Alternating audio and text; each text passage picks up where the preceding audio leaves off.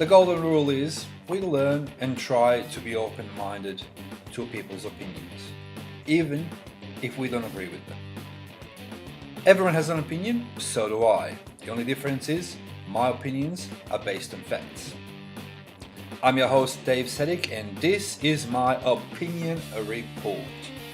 In my opinion report, we'll be talking about different topics, different subjects, and in this series we'll be talking about recruitment, hiring, and post-hiring process. In today's episode, we will be talking about online pre-employment screening assessment.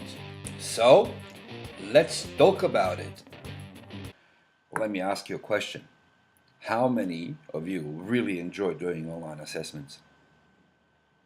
Maybe 20 to 25% of all of us love to do any online assessments. Love is really a strong word. Let's put it in a perspective. Out of 100 applications, there's about 20 to 25 of applicants that will do the online assessment. What is that telling you? Majority of us don't like online assessments. We treat it as a waste of time. We treat it as unnecessary step. Well, what is the purpose of online assessment? What is actually the purpose of these? For each and every single employer, the pre-employment online assessment is the tool to reduce recruitment costs. The second purpose is to improve hiring decision, meaning trying to isolate people that they're there to apply for the job just because they need a means to an end. I know it sounds harsh. I know it's the wrong way to look at it, but that's how it is. So just to put that into perspective, let's say for an example, you have business. You're hiring a new salesperson and you advertise that position. What do you think how many applicants you will have or applications you will receive for this position? You're looking anywhere between 200 and 400 applications. I know it's a big number in between, but that's how it is these days. You're looking at 250, 300 to 350 for any sales position or business development position. So in a perspective of money and time, 300 applications is approximately 15 minutes of screening time per application. That includes resume and cover letter. So we're looking at 75, 76 hours of full-time work. It's 2 people in 1 week to do the job and screening. If there is one HR person doing that job, it'll take them 2 weeks just for screening all these applicants. So that is just going from being A to being B and anywhere in between. So you're looking at shortlisting 300 to about 100 and then re-shorting or re-screening for additional maybe 10 to 15. Okay, so that's what the main purpose of online assessments are.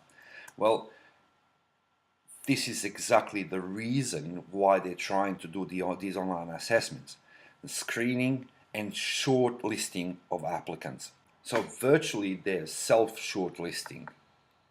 They're virtually self-screening because for most of us, as I said, is a waste of time, is unnecessary step. That's how we treat it. But I think in reality that's the wrong approach. So the next one is to test certain skills for the certain position. Say for example, the customer service role. It's really hard to judge these skills, especially in online assessment. The best way to do that is face-to-face. Sales.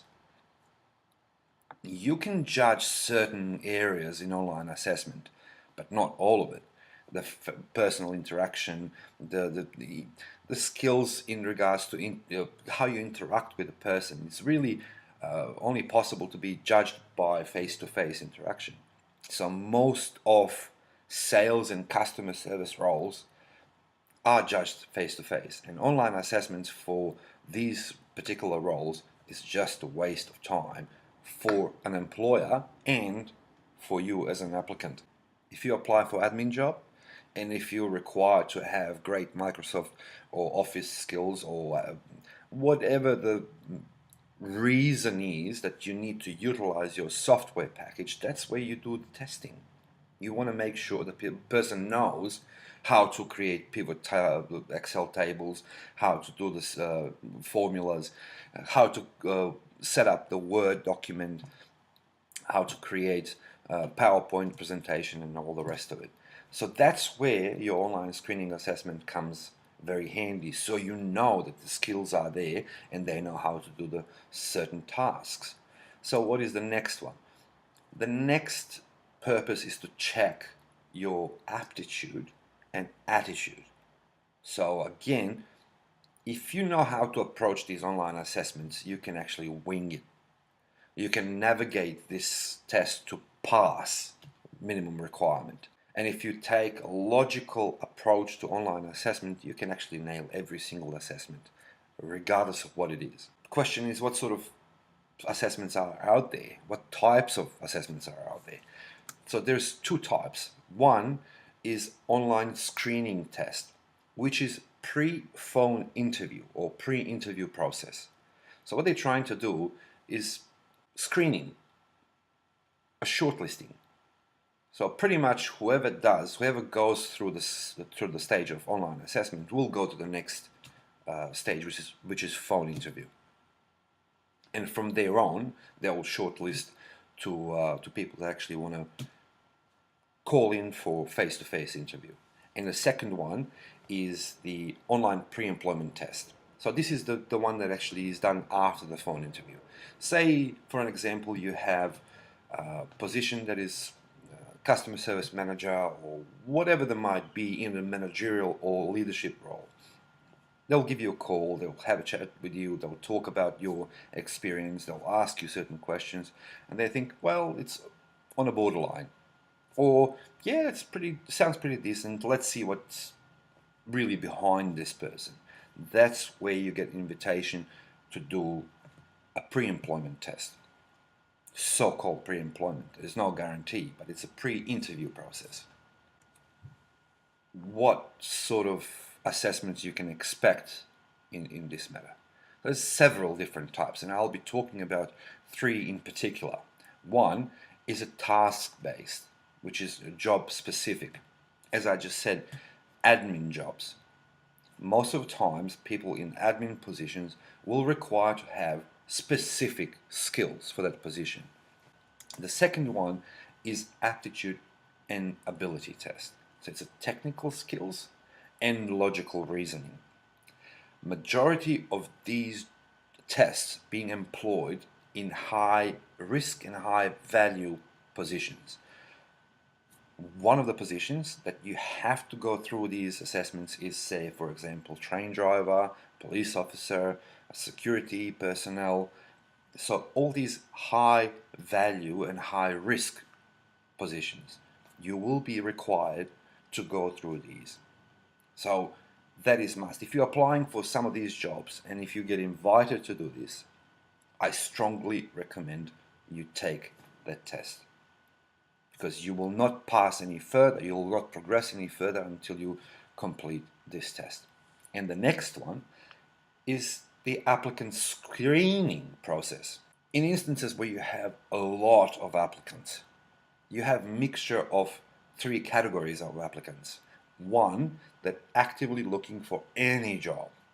Two, applicants that are looking for a job in interim stage, which is going from one job to another, but in between there's nothing happening, there's nothing going on, and they're applying for any job just to get by so they can survive until the next opportunity arises.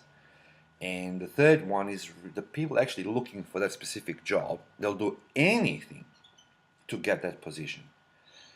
This screening or self-shortlisting will get rid of first two categories. Let me say it again. This test will get rid of first two categories. Why? Because they don't have time to waste it. They're looking for a job. They're trying to pay bills. They're trying to actually get some income until they find something that they would love to do. Hey, we've all been there. We've all done that. We're looking for work because we transitioning between one to another, and in between we're looking for anything that will pay our bills. In these instances, majority of people that actually want to do that job will continue with online assessment. If you're looking for work, even if you're looking to pay your bills, this is the way to be shortlisted. The question is, what are the pros and what are the cons of online assessment? Again, should I do it or not? In a way, it'll test your skills. In particular, if you're looking for that specific job, which is an admin job, it'll test your skills. They'll actually give you tasks to create pivot tables, to do typing, to measure your speed, to create online documents, and all that sort of stuff. If you know how to do it, that's fine. Plus, it'll test your skills and it'll tell you exactly where you stand. Second one, aptitude and ability tests. They're brain games. They're fun. They're absolutely fun to do it. And I strongly recommend every single aptitude and ability assessment, just do it. Doesn't matter whether you want a job or not, just do it. It's really fun. And it tests your ability to on many levels. So strongly recommending. And the next pro is that you actually, by taking that test, by going forward, you're telling your employer, yeah, I'm interested in the job. Well, let me see you, let me talk about it, I want to be on an interview. You're just expressing your interest to do it. Cons, there's several cons, and I'll just mention a few today, and then I'll continue talking about it as we go along. It can take anywhere between 15 minutes to 1 hour. Longer tests means more complex, more requirements. You need to be isolated, you need to be in peaceful and quiet environment, and just go with it. Go with the flow, do it. Also, there's another con. There's no guarantee that you're going to get that face-to-face interview. So you're spending an hour to find out whether you're going to get it or not. There is also unknown reasons for these assessments. We don't know what's the reason behind it, whether they're using this as a research, whether they're actually passing your data to external providers or external customers. Who knows?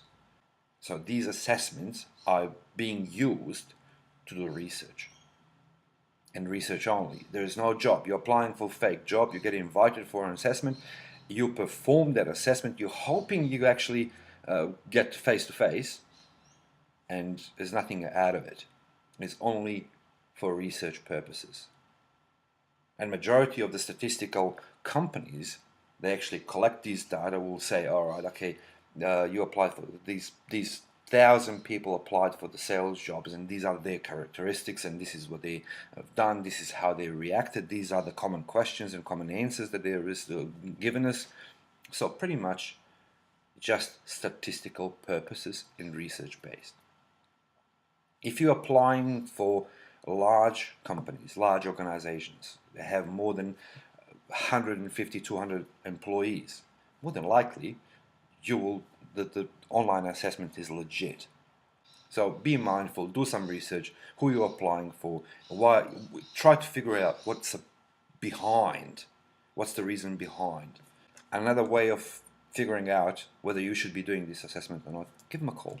So you go on their website, give them a call, find out who is in HR, talk to them. Is this legit online assessment request? Are you using this for research purposes? That way, you will know exactly whether you should do it or not. In the next video, I will be taking you on a ride with a live online assessment.